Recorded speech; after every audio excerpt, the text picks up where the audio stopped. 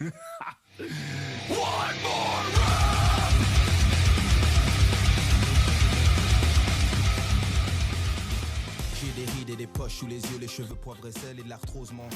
à tous, Sébastien de Bug Génétique.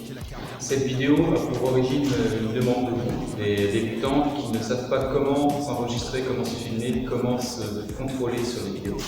Et quand elles passent la moulinette des juges sur internet, ça peut faire mal, ça pique.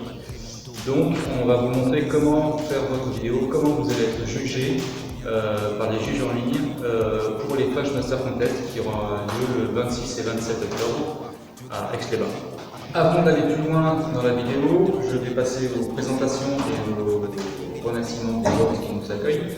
Donc moi je suis sur le bassin d'Arcachon de Jean Mestras, dans le garage Gaga CrossFit. Mon acolyte, Julie Norep, est à Reims CrossFit Reims. Donc on va passer au vif du sujet. Les WOD à faire pour la qualification. Ils vous ont été présentés par Vincent sur la vidéo que vous avez sûrement déjà vue. On va les reprendre rapidement ici. Celui qui gambade dans l'herbe, je lève la main gauche et déclare avec verve être prêt pour la face ou l'envers, pacte avec Dieu ou pacte avec l'enfer. Je veux l'élixir, la luxure, le luxe d'être permanent comme le clan Clux. Donc comme vous le voyez, il y a 3 WOD et un seul chrono. On va tout de suite dégager le problème du chrono. Ça ne nous intéresse pas de le voir.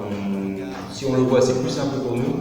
Mais ne vous prenez pas la tête, vous allez avoir plusieurs changements d'angle, surtout si vous êtes tout seul, ça va être compliqué et vous allez perdre beaucoup de temps à changer le chrono de sens lorsque vous allez vouloir changer d'exercice.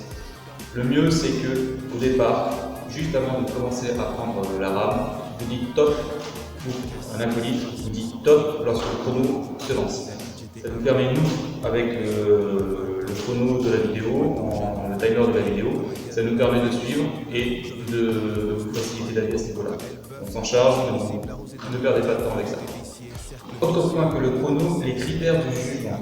Les critères de jugement sont définis par chaque organisateur. Ce ne sont pas les critères que vous avez à l'entraînement, ce sont les critères qui sont choisis par l'organisateur spécifiquement pour cette compétition. Peut-être que l'année dernière, il a demandé des mouvements qui étaient identiques pour les Flash Master Contest, mais les critères de jugement ne sont pas les mêmes. Donc écoutez bien ce qu'il vous dit dans la vidéo de présentation.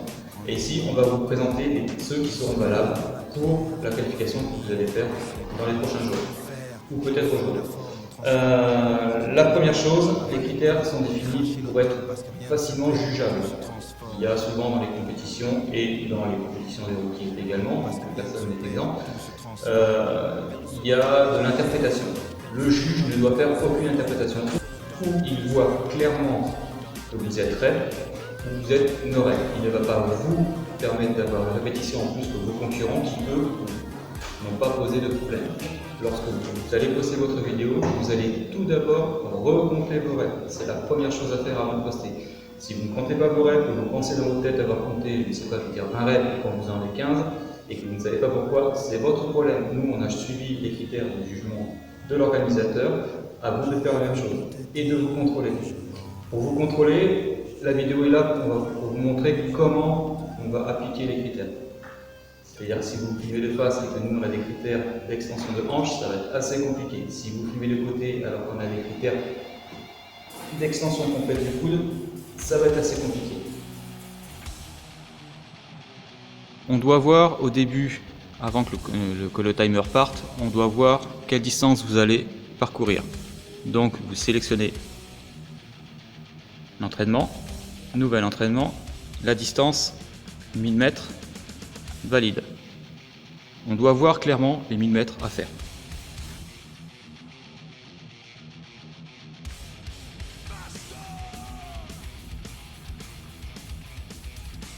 Ensuite, vous posez votre caméra comme vous le souhaitez. Tout ce que l'on veut, c'est que l'on puisse vous voir ramer du début à la fin sans coupure. Et quand vous avez fini, vous venez au compteur et on doit voir ici que vous êtes à 0, que vous avez bien fait les 1000 mètres. Vous avez l'exercice du hand clean. Avant de débuter votre vidéo, vous devez impérativement filmer clairement les poids, de manière à ce qu'il n'y ait aucun doute. Si vous allez trop vite comme là, hop, je vais trop vite et que le juge estime qu'il n'a pas le temps de voir, tant pis pour vous. 5 kg, 20 kg la barre.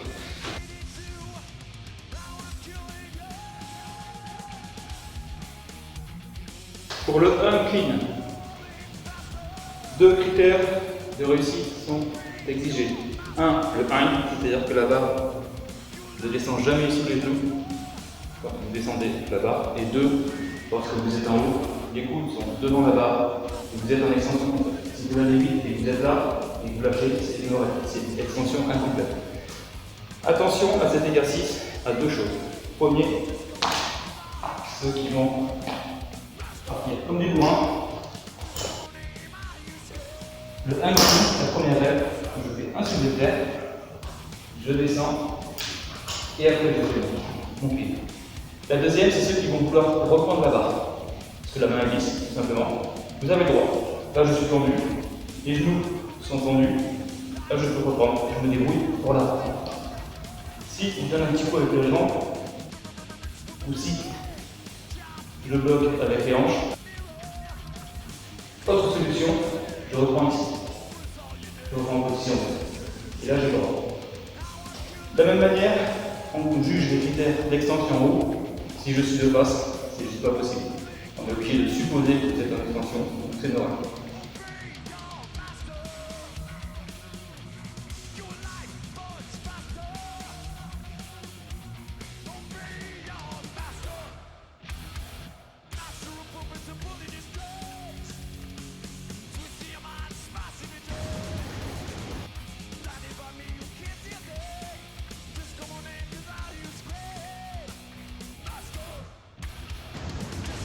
En punition, sur cet exercice, il y a les burpees hang release. Hang release, c'est-à-dire je décolle les mains du sol lorsque je suis en bas. Les critères de réussite sur cet exercice sont, bien sûr, le décollement des 2 mains du sol et un saut avec une frappe au-dessus ou derrière la tête. Tout en bas, devant, sur le côté, comme vous voulez, c'est le rêve.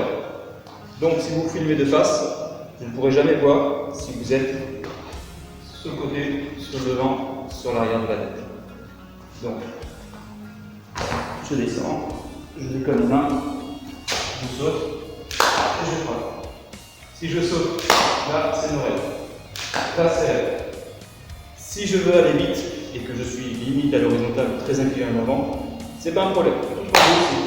La frappe des mains au-dessus de la tête ou derrière la tête, les pieds les...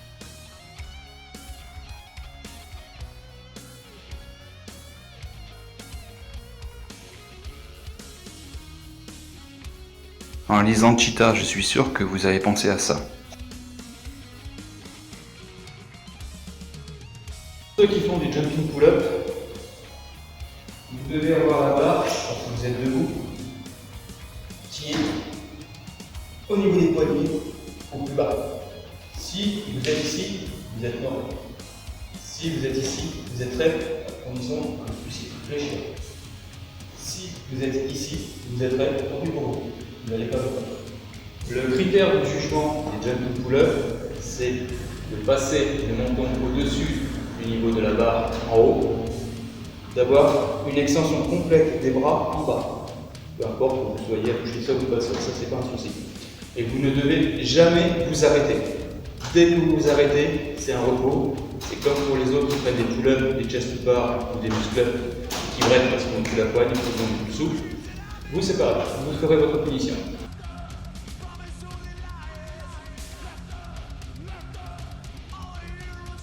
Le pull-up, si vous êtes en keeping, de face, c'est très simple. Normalement, on voit facilement que vous êtes menton au-dessus de la tête. Si vous êtes en butterfly, c'est beaucoup plus compliqué, surtout dès que vous allez être fatigué. Même si on est en 3/4, vous allez avoir votre menton qui va être loin derrière la barre. Même si au-dessus, on le verra pas. Dans ces cas-là, pour du butterfly, on essaiera de prendre légèrement en arrière, beaucoup plus rapproché sur le côté.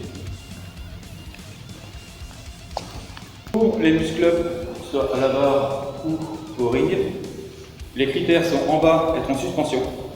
L'organisateur n'a pas donné de critères d'extension complète des coudes, il faut juste être en suspension en bas.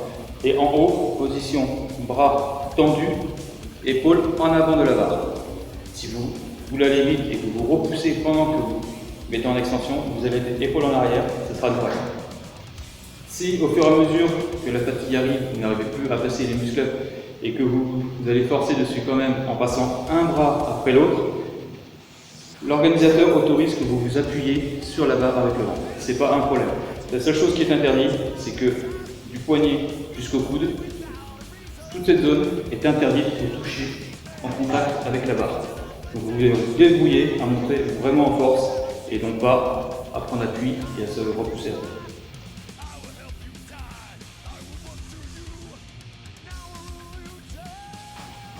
Être en position de hung sur les muscles, ça signifie que les mains sont toujours en contact avec la barre. Vous serrez la barre.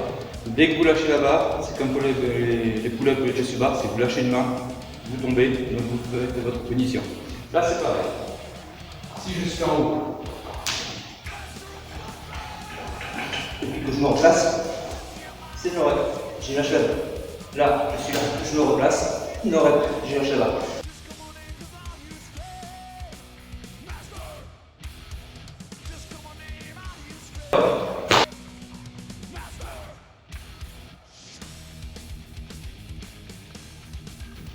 Une toute dernière chose, s'il vous plaît, faites quelques reps, parce que sinon la cheville, elle est en manque. Voilà, j'espère que ça vous aura servi à quelque chose et je vous dis rendez-vous sur les vidéos à juger début septembre avec les 20 à fin octobre pour la finale des French Master Contest. Au revoir Julie.